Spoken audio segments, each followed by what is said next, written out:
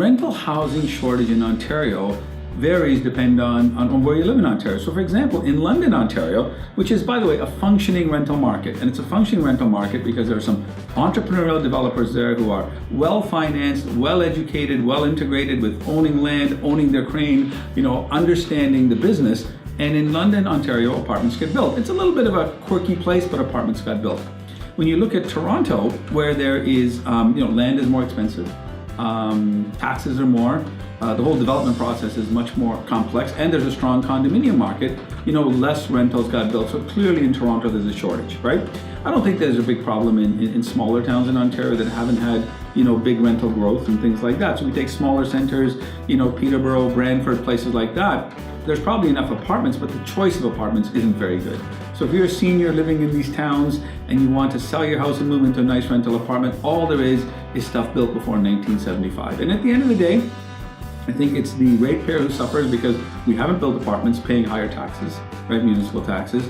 And the real estate market suffers. People are staying in their home longer than they need to, freeing up important supply that would keep prices, in control. So the whole thing has sort of spiraled out of control with many, many unintended consequences. Okay, let's talk about actual rental numbers. And an interesting statistic to look at is the number of apartments per 100 people.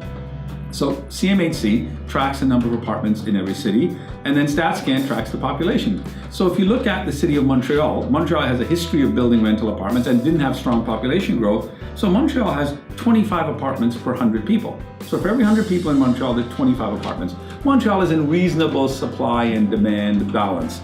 Toronto has 10 apartments per 100 people, and Toronto is an urban city. That is significantly lower than Montreal. So I would argue that Canadians who live in Toronto don't have as much choice as Canadians who live in Montreal. Okay? London, Ontario, which I mentioned earlier, is a balanced market. It has about 10 apartments per 100 people, the same as Toronto.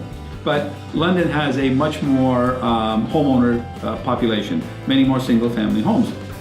And so that's an important statistic to look at, number of apartments per 100 people. You look at some of the suburbs of Toronto, in York Region, it's 0.5 apartments per 100 people. In Milton, it's 0.9 apartments per 100 people. This is a chronic shortage of rental housing. And the reason these areas are undersupplied is they were all built after 1975. Guess what happened in 1975? They brought in rent controls. There's a direct consequence. When you brought in rent controls, rental housing stopped, even although the rest of the population of that area kept growing. So all those growth areas in the 905 have less than one apartment per 100 people. That is a chronic shortage of people. So where do the people in Markham and Vaughan and Newmarket, where do they go and live when they retire? Where do young people go when they first get married? Where do new people relocating to the area go when they first move there? There are no rental apartments. So what they've had to do is go to condos. And the condo market is the shadow rental market where you don't get tenure, where you don't get any services in your building. You have an individual landlord who may not even live in the city or even in the country. And you get buildings that are brand new with 100 tenants in them, but all by different landlords. You have no continuity, no credit check done on the person, no verification screening on pets, et cetera, et cetera. And we're turning our condominium buildings into unmanageable sort of quasi-rental buildings that are not good for the business.